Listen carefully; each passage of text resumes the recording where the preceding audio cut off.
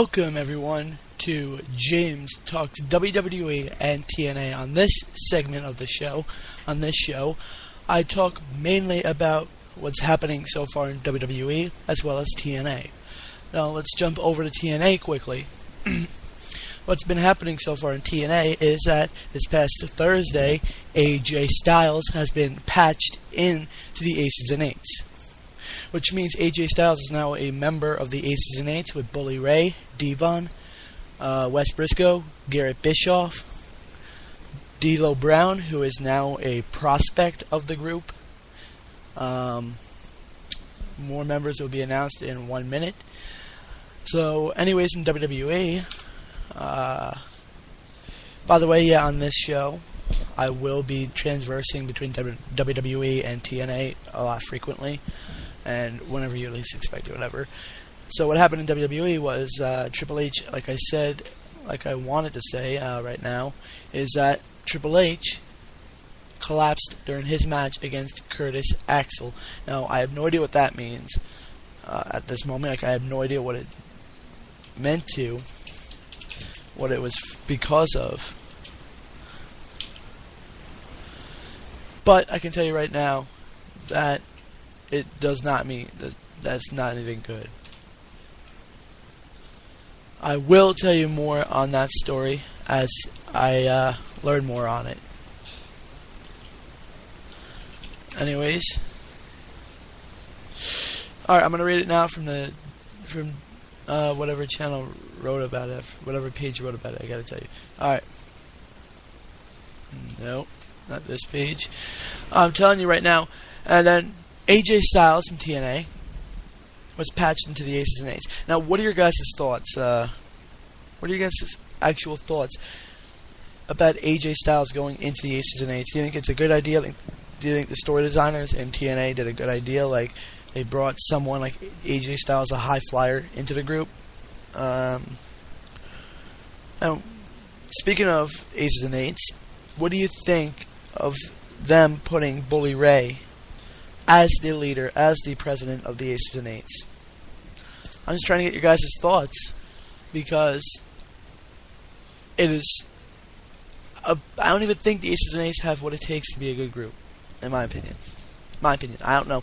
They don't look that good. They act like they run the show, which is something I like. I know they're heels, and heels are usually the hated people in the company.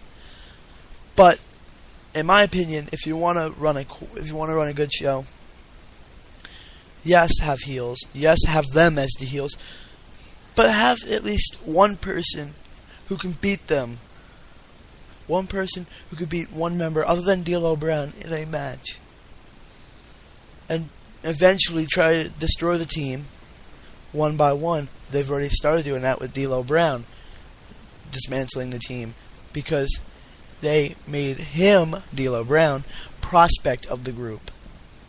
And with him being prospect, that means they're one member short. Yeah, I know he's still part of the group, but they're one member short before the team comes to an end. Write to me on Facebook at facebook.com/James Balash, BALASH.50, or email me at balashjames, again that is BALASH, balashjames @gmail.com, and tell me what you guys think of this predicament with the Aces and Eights. Do you think it's going to turn out well?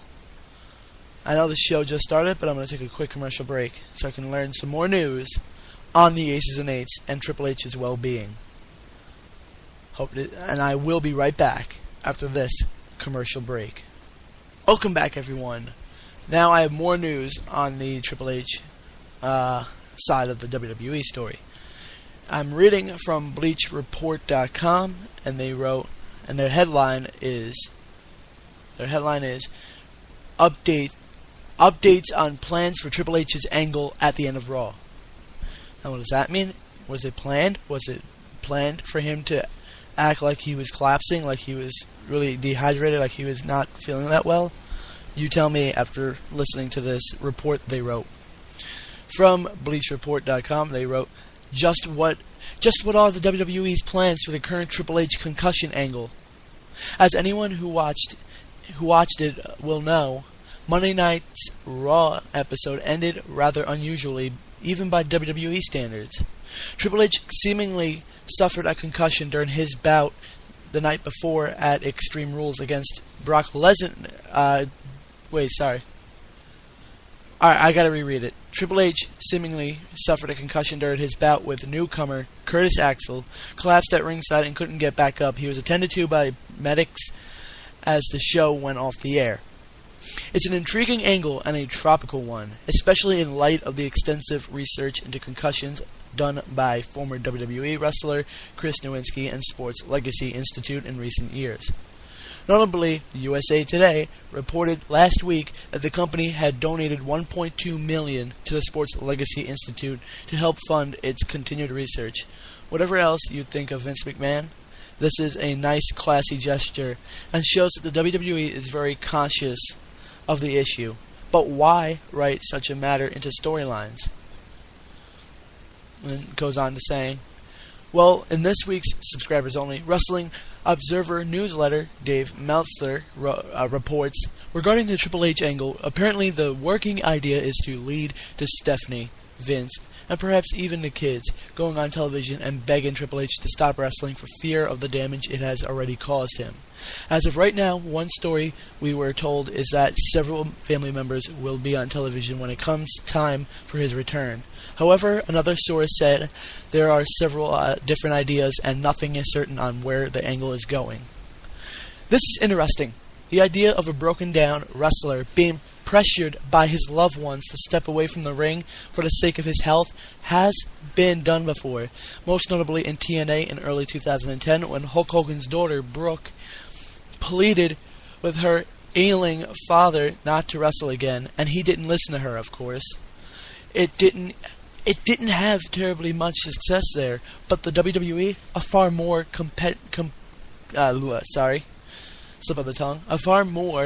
competent company, could potentially make it work. However, one drawback is, where is this storyline supposed to go? How will it lead to a match? And really, do we need to see the McMahon family plastered all over WWE television again? So, what are your guys' thoughts on that? Should we see the McMahons on WWE? And I'm not just talking about Stephanie and Vince and Shane, no. I'm talking about the actual McMahon family, Triple H's family. Like his daughter, his son, or whatever, his kids in general. Should we see them on television? What are your guys' thoughts? Because I honestly don't see that happening anytime soon. For real, I don't. I mean, Triple H having his family put on television? Well, you guys tell me. I'm going to take another quick commercial break and be back after this.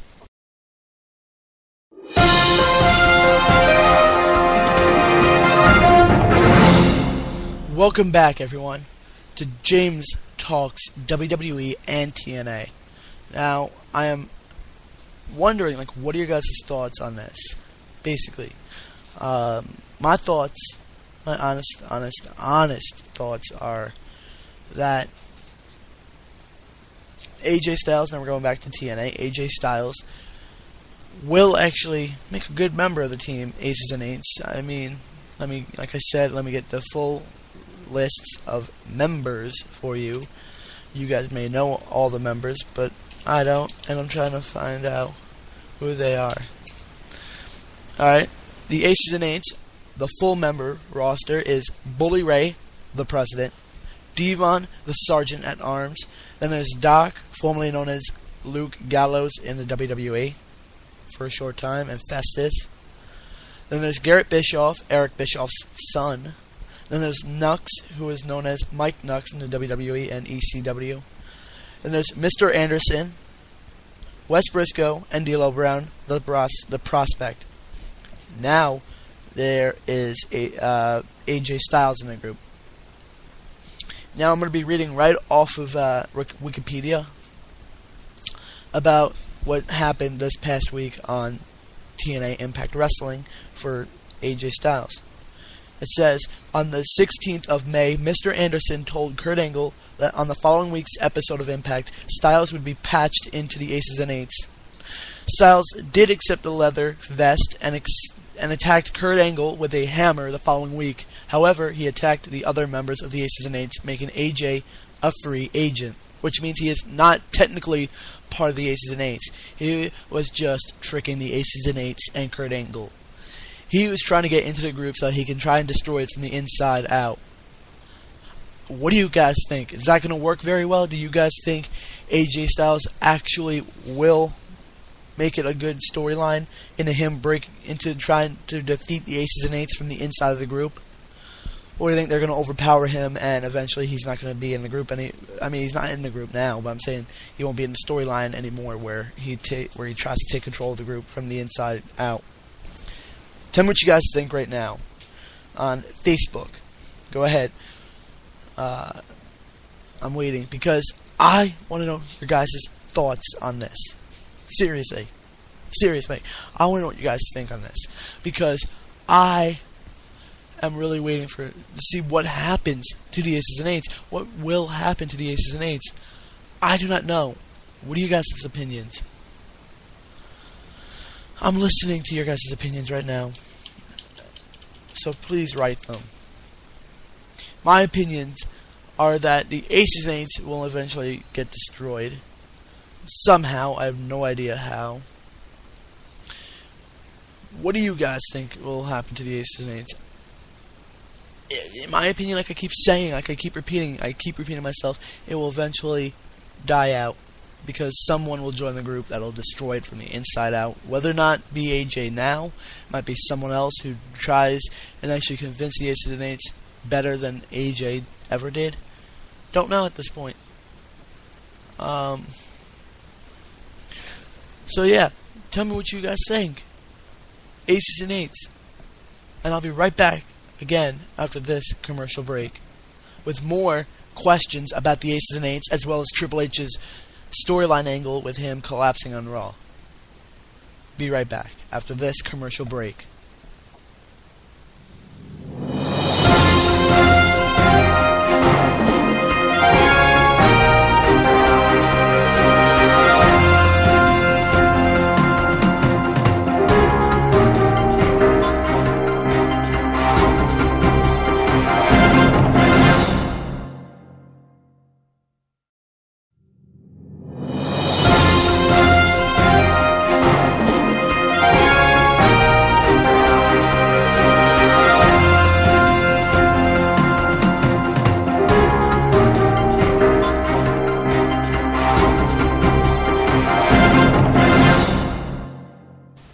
Sorry I had to play it twice, but I was typing something on Facebook. Anyways, welcome back. And right now, we are here with with me. And I just want to ask you one more time, what are your guys' thoughts on the Aces and Eights angle? Do you think AJ Styles will eventually throw out the Aces and Eights and override them? I don't know at this moment. Speaking of the Aces and Eights, I'm trying to see, like, what would be a great angle for the WWE. Like, WWE-wise, why would they have Triple H collapse unless it's for real? Seriously, is there any meaning for him into him collapsing unless there was some reason for it? Because in my idea, WWE does not do that. In my next episode, however, because this show is going to end soon, in the next episode, it'll be entitled James Ballish Talks WWE Past. Now that is because I'm going to speak out my mind about the past of the WWE. As a fan of the WWE, I'm going to be speaking my mind about what happened in the past, the Attitude Era, the Ruthless Aggression Era. What happened during that. Alright? So stay tuned for that show. And hopefully I'll have another James Talks WWE and TNA episode where we talk more